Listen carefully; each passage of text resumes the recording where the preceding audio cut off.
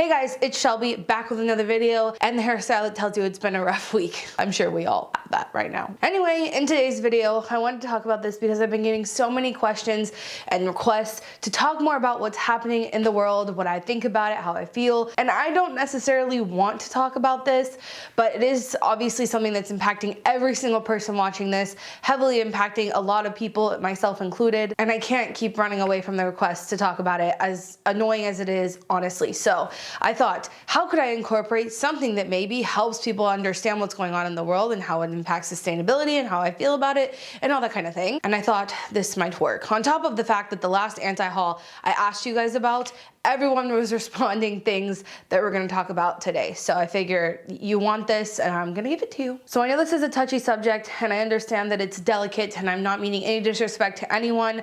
I'm just going to talk about my perspective on some things and come at this topic from the perspective of sustainability. Also, a couple more things before we get started. Number one, I made a blog post of a bunch of sustainable brands who are doing good things during the coronavirus pandemic. There's a bunch of those in the post that I'll link in the description, so go check that out. And also I have to give a huge thank you to the kind humans over at Squarespace for sponsoring this video during this weird time. I've talked about this multiple times, but this is weird times for me too. So if you ever need to start an online store or website, or if you just need a domain, make sure you do it with Squarespace with the link in the description and you can get a nice little discount. But yes, okay. Let's move on. First thing I didn't buy whenever they told us we need to go into quarantine for 2 weeks, because that's how this started. This was only going to be 2 weeks. First thing I didn't buy was toilet paper. So a lot of you know I use this company called Who Gives a Crap. They are made from recycled paper, or you can buy their premium bamboo set. But because I purchased from Who Gives a Crap, because I'm on a subscription service for twice a year, I didn't have to buy any additional toilet paper because of my pantry, do I eat the toilet paper? My closet is always stocked with toilet paper, so I didn't need to buy any. But honestly, I wanted to put that in here more so for the people who are better than me, admittedly just better environmentalists than me, who use a bidet and absolutely didn't have a single worry in the world as to buy toilet paper. The biggest theme throughout this whole video that I want you to take into consideration is that we didn't have a shortage for any of these items. Well, for hand sanitizer and other things we're gonna talk about, yes. But as far as food and toilet paper goes, there wasn't a shortage of these items. The production of these things did not stop. The only reason that shelves were being emptied out was because of the hysteria surrounding this topic. And if you went out and bought one thing of toilet paper, that's fine. But I remember like a few days before we went into lockdown, we went over to our grocery store, and I kid you not, the lines were so incredibly long, but every single cart I saw had toilet paper in it. And it just seemed a little silly and unnecessary. And we have proven that. Now we are about, what, 4 weeks removed from that, and it's proven we definitely didn't need to stockpile toilet paper, guys. Second thing we didn't buy are disposable Clorox wipes. Now, if you did, I kind of understand why. It seems like it was really hard to get our hands on sanitizers, on alcohols, on anything, yeah, that's like sanitizing for your home and for your hands. So if it was the only type of sanitizer you could get your hand on, I kind of understand why someone would buy these disposable wipes. But what we personally did is just make like this DIY version with alcohol, which has been proven by the CDC to kill the virus. And you can use that with reusable cloths. So we use the cloths from Marley's Monsters. They're just what I have on hand. And then we soak them in the alcohol solution and bam, bada bam, you have yourself some non-disposable sanitizer wipes. So that's one of the things we didn't buy. And I've been getting so many questions about what we're doing for sanitizer during this time, if we're buying something more eco-friendly or not, if there's a zero waste sanitizer or not.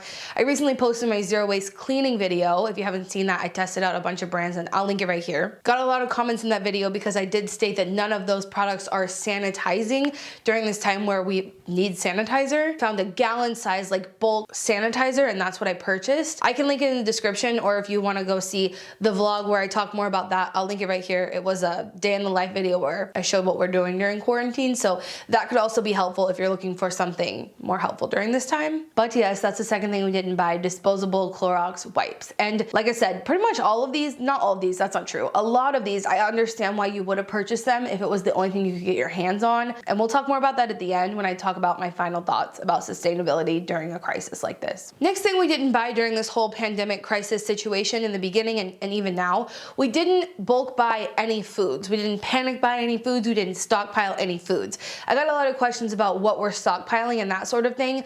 The truth is, and I think this is true for most people, we had plenty of stuff in our pantry already that we eat normally that wasn't gonna go bad in the next couple weeks. Now, here are some things to keep in mind. If you are an immunocompromised person, you definitely don't wanna be going out to the stores during this situation, even sparingly. So I understand why people like that are stockpiling food, but do you know what happens when you, who are not immunocompromised, who are not financially unable to be able to buy things as they come, if you're a perfectly able-bodied person, then there was no reason for you to go stockpile food, making those resources very, very limited for people who depended on them. And this is actually one of the things when I was thinking about how to address this topic, I was thinking, how can I talk about this with being helpful to certain communities who have been impacted by this and being kind of educational, maybe not just in sustainability, but obviously just being like a kind human to the rest of the humans of the world. If you hadn't considered this, there are people who are elderly who can't go out and get their own groceries and maybe don't have assistance, or even if they do have assistance, they still depend more on those resources than you probably do. If there's someone who has a food allergy and they can't eat certain foods, people are buying up all of the things just because it's the only thing left on the shelf. And then you have people who are not able to get what they depend on to eat because they can't eat other foods. You have people who are immunocompromised and cannot go to the store as often as you can, or really can't even go to the store, shouldn't go to the store safely. So those people out there stockpiling foods is really harming those sort of communities, as well as low-income people who, I don't know if you guys heard this, but at the beginning of the month, obviously a lot of people who depend on government assistance, they get paid at the beginning of the month. So a lot of them were restocking on things as they were running out towards the end of the month. And if other people had already bought up everything, then they just have to hope that they're able to get the cheap things and they come back in stock. As someone who has personally benefited from government assistance before, when I was an AmeriCorps service member, they taught us how to sign up for the SNAP program over there. Fun times for me. But as someone who has lived that lifestyle before, I totally understand like trying to make that small amount of money stretch and stretch and stretch, and then the beginning of the month comes and you're able to go get stuff. I can't imagine that being my scenario and then going to the store and finding that the necessities that I normally buy are not there. So obviously panic buying, overbuying was really, really a huge thing that harmed a lot of people. And again, I say there was no shortage of these things. There was no end of the production of these things. They were still going to be readily available. The only reason we saw a shortage is because so many people went out and panic bought. But that is something that we did not do. Something else we did not buy are disposable masks, you guys. Okay, so obviously a disposable mask is not great for the environment. We're gonna have an in-depth discussion, like I keep saying at the end, about how I feel about sustainability during a pandemic, but you could probably guess how I feel about it. So if you needed a disposable mask, if you fall under any of those categories, you thought you were sick, you're immunocompromised, you need a mask, buy one. But you guys know that medical professionals, the people who are trying to find solutions and help the public react to something like this,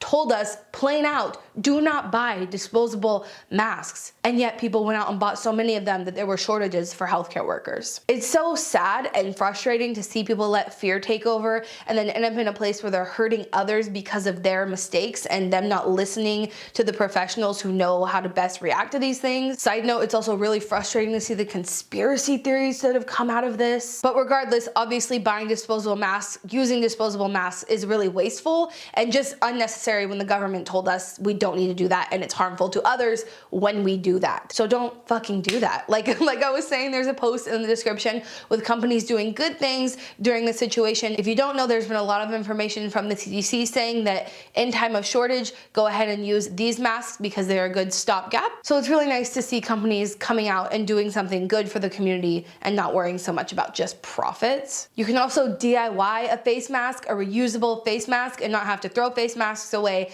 And again, not take them from people who actually would depend on these things to survive. So yeah, other thing we didn't buy, disposable face masks. I did not have to worry about going to the stores a single time to buy period products during this crisis. Many of you know I use reusable underwear for my period, so I don't have to worry about going out and buying anything. All the things I need for my period are right here in my home. I clean them in my home and I reuse them again. Same thing for anybody out there who uses any other sort of reusable product, whether it's reusable pads, reusable period cup. I recently shared my zero waste period routine in this video, so go check it out if you want to learn more about how I do that. But yeah, that's something that I didn't have to worry about because I saw shelves where there were absolutely no more products left. And I remember scrolling through Facebook thinking, oh, thank goodness I don't have to worry about that, because it's different than toilet paper. I feel like there's an easy solution to toilet paper. It's reusable cloths or take yourself into the shower and clean yourself off while you're sitting at home. But if you you don't have a reusable period routine and then you weren't able to get tampons, I can imagine that would have been a crappy situation to be in. So thumbs up for a sustainable lifestyle on that front. Didn't have to worry about that during this pandemic, and I just thought that would be a more fun one to throw in here, not so serious where we're having to talk about you taking food from immunocompromised people, you know. Other things we didn't buy, and I don't know why anyone is doing this, but it's happening so much. Plastic water bottles. This virus isn't impacting our water system. Your tap water, it still works the same. And there's no chance of anybody touching those plastic bottles in the store before they came into your house if you just get your water out of the tap. I'm just saying. That was actually the really good thing about the whole scenario of this crisis, is that we were still able to stay in our homes. We still have electricity, we still have power, we still have water, all of those resources that in Texas, when we get hit by a hurricane, we don't have. So I am used to going through crises.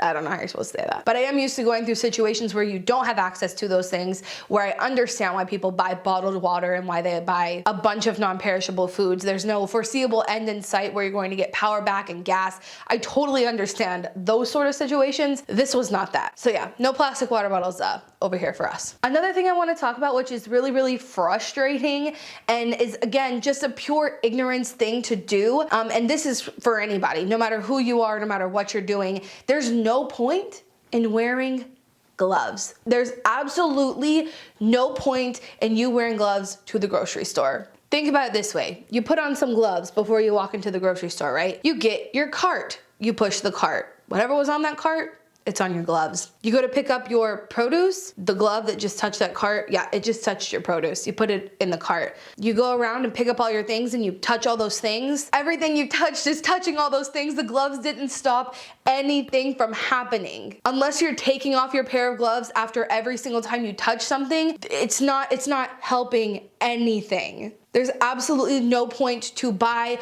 wear, dispose of all of those gloves. It's not helping anyone. Medical professionals need gloves. People who go and help elderly people in their homes need gloves. People need gloves for all sorts of reasons, but you going to the grocery store, it ain't one of them. There have been no recommendations from the public health officials that we need to wear gloves. As a matter of fact, they're just completely pointless. The only thing that they're helping is at the end of your grocery shop, you're gonna take off those gloves and throw them away, right? So that you don't have to wash your hands, but you still need to wash your fucking hands, okay? You don't need to wear gloves. They're not helping anything. As soon as you take those gloves off at the end of your grocery shop, when you get home to take everything out of your bags, guess what? Your gloves touched everything in that cart. You didn't help yourself. And I just thought I would put that out there because obviously it has an environmental impact when so many people are buying so many disposable gloves and not helping literally anything. All right, well, those are all the things that I had on my list of things I didn't buy. Hopefully this got your attention enough to listen to this video. That's kind of my goal, right? Like, I could just sit down and talk willy-nilly about things like this, but who wants to listen unless I have a reason to talk about it? Unless I give a concise reason list like I just went through. Does that make sense? I hope that makes sense. But something else I want to leave you off on is how I feel about this and what I think is going to happen in the future. And I've been asked an ungodly amount of times. I couldn't count the amount of times that I was asked, how are you being sustainable during this time?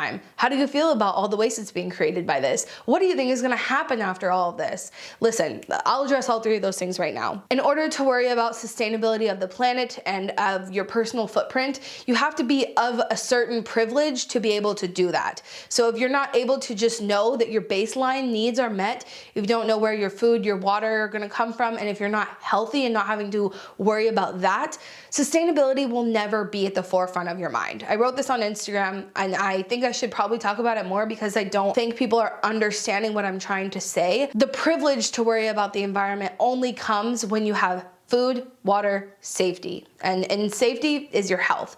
And during a global pandemic, that's not guaranteed. Health is of the utmost importance for the health of society, right? You could take a very Malthusian approach to this, but I don't recommend you do that. I don't think you're gonna get a lot of people on your side when you do that. So instead, I ask you to please have consideration and compassion for why we do have this increased amount of waste in the medical field during this time, or maybe why you're not able to go to your bulk stores during this time. It's much more important when you think about the grand scheme of things to keep people alive and healthy. And then once we have those baseline needs met, we can worry about going forward. The overall goal of sustainability is to build a society that is sustainable for future generations.